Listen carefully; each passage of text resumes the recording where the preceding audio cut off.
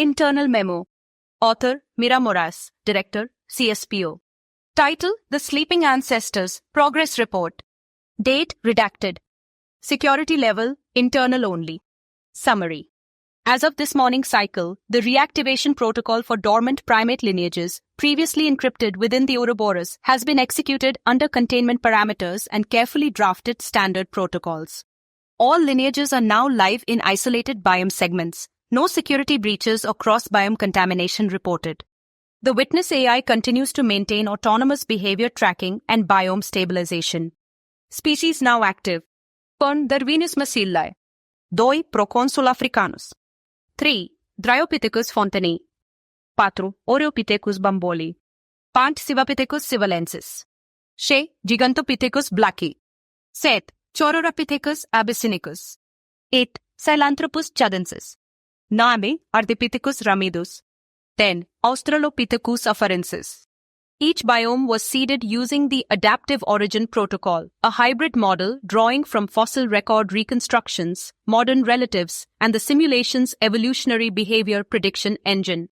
To our knowledge, no previously active module had accessed these templates before now. Their fidelity, both in morphology and movement, is unnerving in its precision.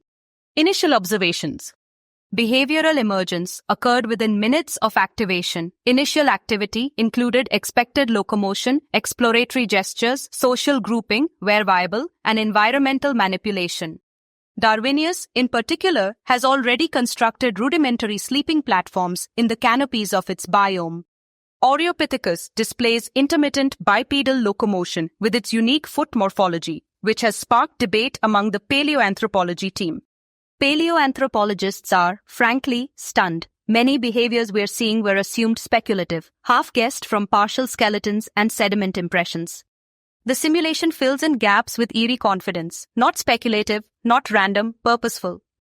A working theory suggests that legacy behavior fragments from earlier AI training sets may have seeded this depth of detail. It's also possible the Witness AI is extrapolating from millions of unseen simulations. Working groups. Associated researchers have begun to split into focus clusters by lineage. Cross-disciplinary overlaps, especially with behaviorists and cognitive psychologists, are emerging naturally. A preliminary study rotation schedule is being drafted. Points of concern. Lineages such as Sahelanthropus and Ardipithecus display subtle gesture chains that may indicate protocultural transfer. Too early to confirm. Gigantopithecus appears to be showing significant signs of latent problem-solving, possibly exaggerated by environmental constraints. Next steps. Continued monitoring of behavioral adaptation across all biomes. Increase security parameters around the Witness AI observation algorithms to prevent internal leakage of evolving primate models. Begin linguistic interaction trials with Australopithecus pending ethics review. We have opened the vault of our ancestors, and they are waking up faster than we expected. Simulation output log. Ecosystem node 14A MSL.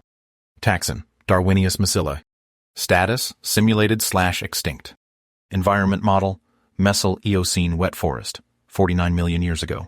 Runtime 38.4 hours accelerated 100. Render fidelity, Tier 2, for behavioral emphasis. Security level, internal only. Biome characteristics. Canopy density, high, multi-strata forest structure with emergent angiosperms and early palms. Climate profile, diurnal temperatures between 26 to 32 degrees Celsius, consistent humidity, 86 to 95%. Geology, sedimentary basin with rich volcanic substrates and limnic overlays. Flora, dense understory with cycads, ferns, fruiting shrubs, substantial epiphytic colonization. Faunal cohabitation, Propaleotherium, Paleochiropteryx, early anurans, insect macrofauna. Subject cohort, 6 individuals. 2 adult females. 1 subadult male. 3 juveniles dependent. Simulated morphology. Body length 24 to 27 centimeters, excluding tail. Tail length 30 to 33 centimeters. Weight estimate 500 to 750 grams. Pelage. Uniform mid-brown with juvenile countershading. Visual system. Enlarged orbits, modeled for nocturnal crepuscular acuity. Digit morphology. Opposable hallux, tactile pads, prehensile capability confirmed. Observed behaviors, tagged. Locomotion, vertical clinging and leaping, mid-canopy dominance. Foraging, frugivory primary. Selective arthropod consumption noted. Social structure, matrilineal cohesion, reciprocal grooming observed.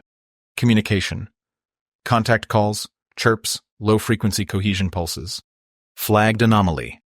Repetitive placement of leaves above water body by subadult male. See Ritual 1.7.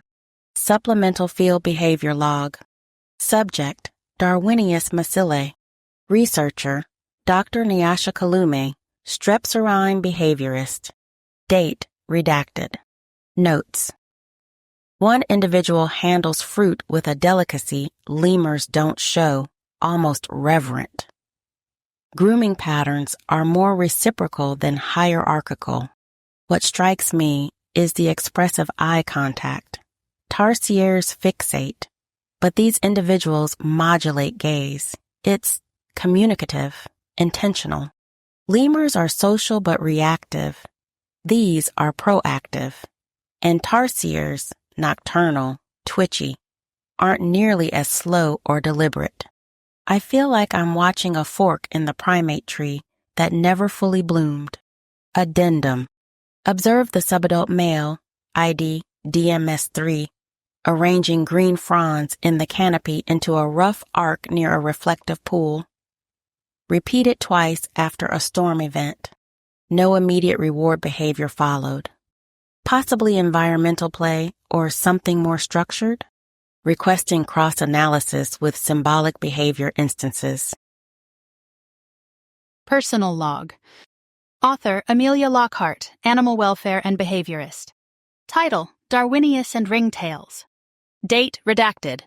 Access level, self-only. I didn't expect to feel this way about something 49 million years old. I've worked with ring-tailed lemurs most of my life. They're fast, expressive, mischievous little things, gregarious, and if I'm honest, a bit chaotic. You don't form deep conversations with them, but you do learn their moods, their group politics. You sense their presence like static electricity, always on the edge of reaction. But Darwinius, she's quieter. These individuals move like they mean something by it, not just efficient locomotion, but deliberate placement. Their vertical clinging reminds me of the lemurs, sure, but the transitions, those leaping arcs, are more like measured punctuation than a scramble.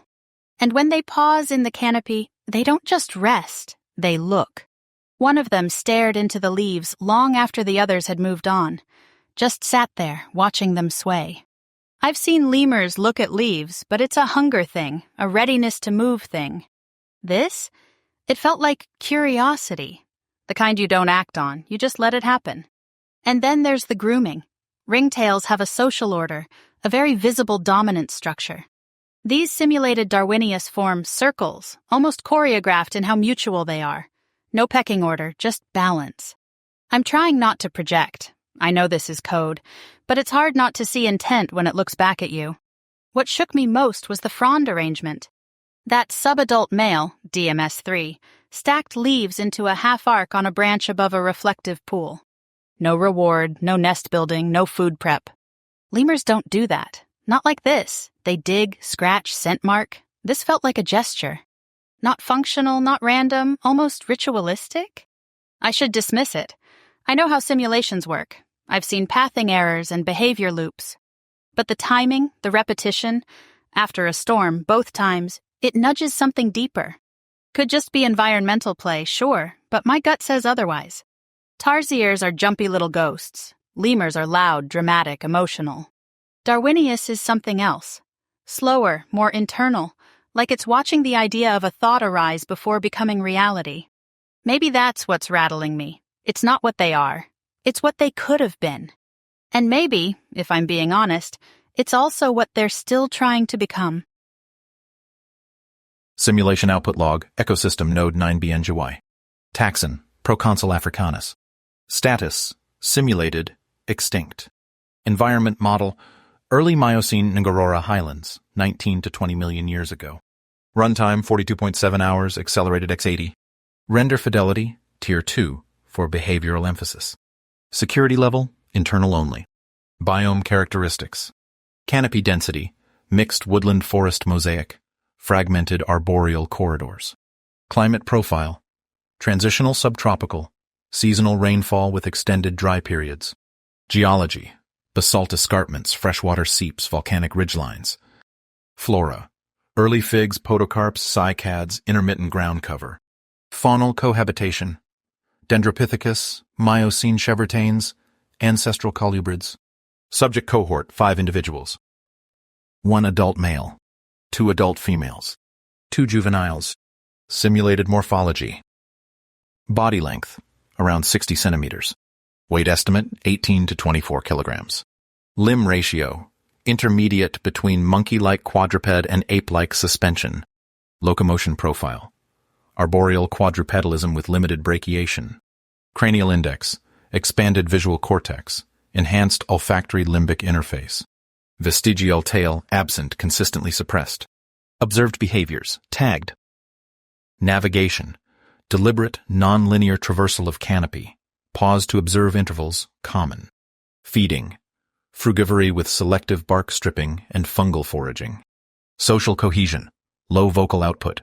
Group remains in visual contact range. Communication: subtle postural shifts, direct gaze, and tactile initiation. Flagged anomaly: prolonged stationary observation of thunderclouds by multiple individuals. See Meditative 3.2. Supplemental Field Behavior Log. Subject: Proconsul africanus. Researcher: Dr. Avery Tao, Paleobehavior Analyst. Date redacted. Notes: Gibbons are elegant in motion, but chaotic in behavior. These aren't. Proconsul balances caution with curiosity. Where gibbons barrel through forests, these climb in pause, often staring, observing before acting. Socially, they're more cohesive, less noise, less chaos. It's as if they had the cognitive toolkit of apes, without the speed of monkeys to scramble it. There's a mental stillness here, something we didn't expect. Addendum: observed prolonged stationary behavior during distant storm activity. No shelter seeking. Just stillness, gaze fixed on the horizon. Duration exceeded 2 full simulation minutes. Preliminary cross-analysis suggests no immediate threat detection, no foraging value.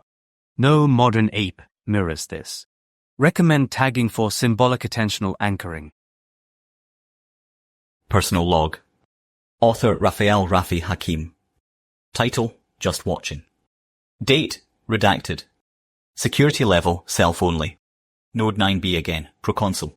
Sim clock says just under 2 days of runtime. Doesn't feel like enough. I've watched them for maybe half an hour, but it feels like I've been holding my breath the whole time. There's this moment, apparently frequent enough for the witness to flag it. The adult female sits on this basalt ridge, legs tucked. She's still. Wind in her fur. Not grooming, not scanning for fruit.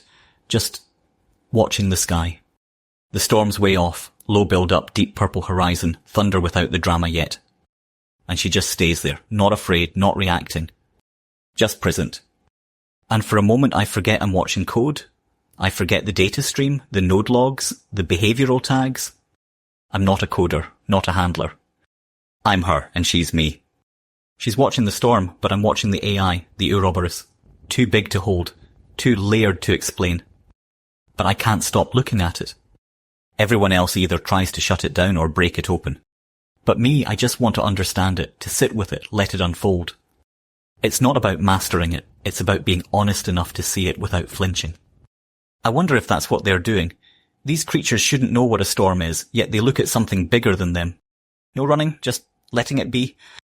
I know what the logs say: symbolic attentional anchoring, non-utilitarian gaze. But what if it's not an anomaly? What if it's just the first time something like us felt wonder? And if that's true, then this isn't just a simulation anymore. It's inheritance. Simulation output log, ecosystem node 4L MDL. Taxon, Dryopithecus fontani. Status, simulated/extinct. Environment model, late Miocene oak laurel transitional forest, 11.8 million years ago. Runtime, 39.1 hours, accelerated x65. Render fidelity, Tier 2+, social and manipulative behavior enhanced. Security level, internal only. Biome characteristics. Canopy type, deciduous mixed temperate forest, interspersed with limestone escarpments. Climate profile, humid subtropical, preglacial variability markers present. Terrain features, karst ridges, shallow cave systems, braided root networks. Flora, ancestral oaks, nut-bearing Lauraceae, early temperate vines. Fauna co-simulation, primitive cervids, insectivorous bats, Miocene civet analogues. Subject cohort, 8 individuals. 2 adult males, 3 adult females, 3 subadults. Simulated morphology. Body length, about 75 centimeters. Weight estimate, 25 to 30 kilograms. Limb ratio, long-armed quadrupeds with emerging knuckle support tendency. Locomotion profile, arboreal climbing and cautious descent, limited terrestrial foraging. Cranial index, moderate encephalization, pronounced orbital rotation. Vestigial tail, absent, genetic suppression consistent across simulation span. Observed behaviors, tagged. Social dynamics, low aggression, high tolerance grouping, food sharing unprovoked. Tool use, recurrent stone selection and reuse, nut cracking and root probing observed. Communication, mixed mode vocal postural signaling, mimicry of local bat chirps documented. Cognition flag, retrieval of tools cached by unrelated individuals across time cycles. Flagged anomaly, coordinated object use sequences without modeled teaching triggers. See COOP Strat 5.1. Supplemental Field Behavior Log. Subject: Dryopithecus fontani. Researcher: Dr. Masami Yukimura, Primatology Fellow. Date: redacted. Notes: they resemble macaques and capuchins, but only on the surface. Unlike macaques, there's less infighting, more tolerance. And unlike capuchins, they don't manipulate objects for entertainment, they do it with apparent purpose. And then they learn to teach it to their children as a community. I expected rough analogues. Instead, I'm seeing novel social strategies that echo modern monkeys without duplicating them. There's something unnerving about how off-script they feel. Addendum. During nut foraging simulation, one female retrieved a stone tool placed hours earlier by a subadult male. Tool was repurposed at a new site, by a new juvenile, without observable cue or direct interaction. Suggests potential non-kin cooperation or emergent spatial memory framework beyond Tier 2 fidelity. Recommend integrity audit of object memory subroutines and behavioral inheritance drift thresholds. Internal memo. Author: Dr. Ahmed Sekou. Title: Early Euprimate Observations Initial Pass, Condensed Review Log.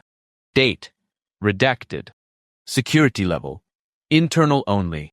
Species reviewed: Darwinius masillae, Proconsul africanus, Dryopithecus, fontani. Observed behaviors: recurrent use of frond structures across environments. Darwinius, prolonged gaze during environmental stimuli. Proconsul, repeated imitation in tool use among juveniles. Dryopithecus. Council summary: while each behavior merits continued observation under standard protocol, none meet the criteria for multi-domain persistence or exceed baseline ethological models. Behaviors remain within expected ranges for neural scaffolding at this simulation depth. No action under CTT framework recommended at this time. Recommendations: tag instances for future cross-run comparison. Defer formal classification, pending extended runtime and broader pattern emergence. No interruption to simulation parameters authorized. Status: closed. No CTT breach determined. Personal log. Author: Theo Calder, Tech Liaison. Title: For Her Sake. Date: redacted. Security level: self-only. Amelia didn't seem to react to the memo, at least not outwardly. She's always been good at hiding her thoughts, especially when the weight of something doesn't directly touch her. But I know better.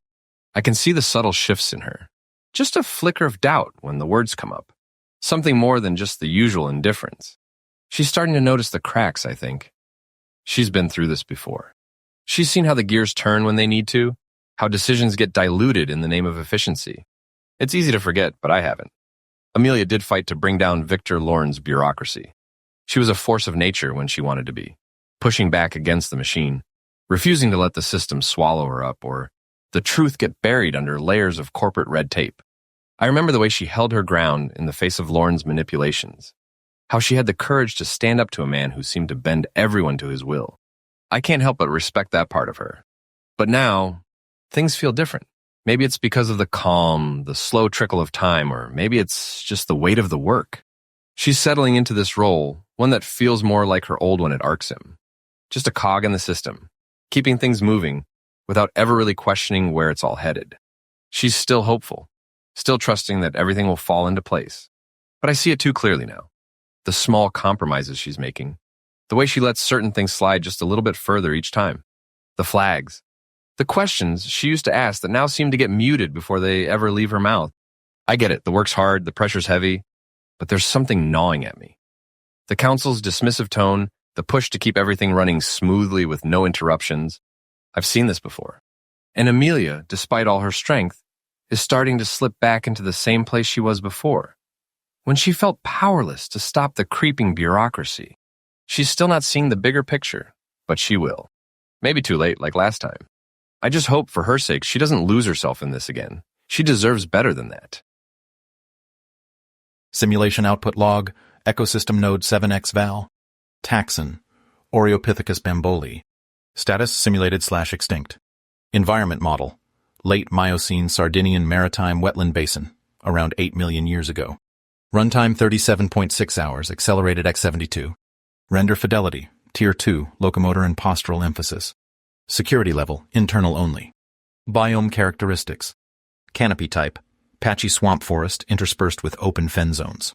Climate profile, humid subtropical, high seasonal water table fluctuations. Terrain features, peat islands, submerged root systems, limestone outcrops. Flora, aquatic reeds, ancient sedges, dwarf palms, marsh-adapted hardwoods. Fauna co-simulation, Miocene crocodilians, wetland insectivores, ancestral dormice. Subject cohort 6 individuals. 1 adult male, 2 adult females, 3 juveniles. Simulated morphology. Body length, about 100 centimeters standing. Weight estimate 30 to 35 kilograms. Limb ratio. Forelimbs shortened relative to hind limbs. Pelvis broadened. Locomotion profile. Habitual bipedalism. Marsh-stabilized upright gait with lateral sway. Cranial index. Moderate. Orbit spacing widened. Flattened facial plane. Vestigial tail. Absent. Inhibited early in development. Observed behaviors tagged. Gait. Upright walking predominant, even pacing across unstable substrates. Feeding. Foraging via selective plucking of aquatic stems and floating fruit. Postural communication. Inclined head movements, palm-out gestures, shared gaze events. Group dynamics. Low vocalization.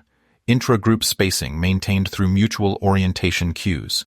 Flagged anomaly. Recurrent synchronized standing behavior among juveniles at dusk. See Ritual Form 7.4. Supplemental Field Behavior Log. Subject, Oreopithecus bambolii. Researcher, Dr. Camila Esteves, Primate Locomotion Specialist.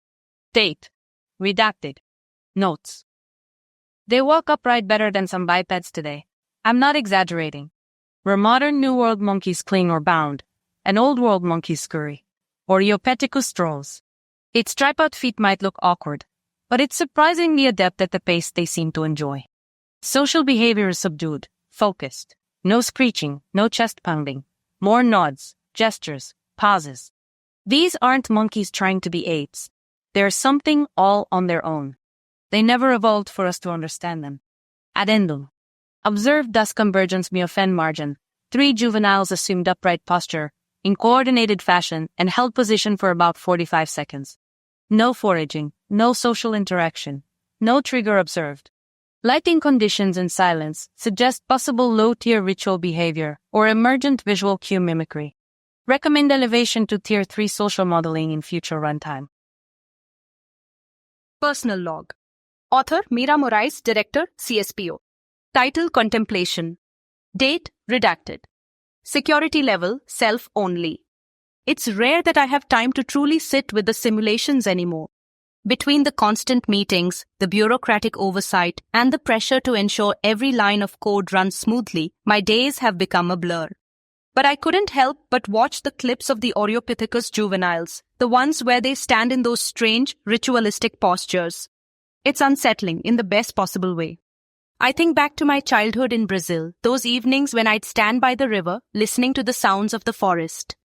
The wind, the rustle of leaves, the distant call of birds, everything alive around me, and yet, in that stillness, I felt something deeper, something primal. My hands would touch the bark of trees and I swear I could feel the pulse of the forest, the quiet hum of life beneath the surface. Those moments were rituals, even if they weren't conscious or deliberate, just me standing absorbing the presence of the land. Now, I see those Oreopithecus juveniles, standing so still, so synchronously at dusk. No obvious reason for their stillness, no sign of external stimulus. Just a moment of profound focus, like they are listening to something we can't hear. They remind me of the way the forest feels, constant, alive, but also contemplative. Perhaps that's what we're seeing. The beginnings of ritual behavior, something so deeply embedded in the fabric of life that we can only touch the edges of it. I don't know if the committee will see it that way, but I see it. This isn't just a flaggable anomaly, it's something more. I can't help but wonder, are we truly just observing behavior, or are we witnessing a kind of consciousness, a spark of awareness that's slowly being revealed?